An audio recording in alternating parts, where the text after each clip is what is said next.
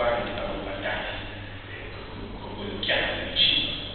vi accorgerete, se la guardate da vicino, che Caravaggio ha rappresentato proprio la pelle delle cose, no? La piuglia delle frutta, il lustro degli acidi d'uva, il brivido quasi che dà quella foglia argentina, e ha descritto i guasti delle singole frutta, perché c'è una mela bacata, si vede il segno del verme, e altre frutta sono sane, altre lo sono meno, e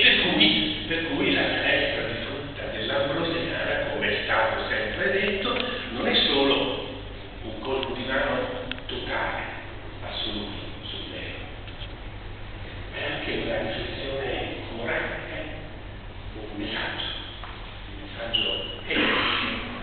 tutto deperisce e muore sotto il cielo, tutto è vanità delle vanità. La vita degli uomini, lo splendore dei giovani deperisce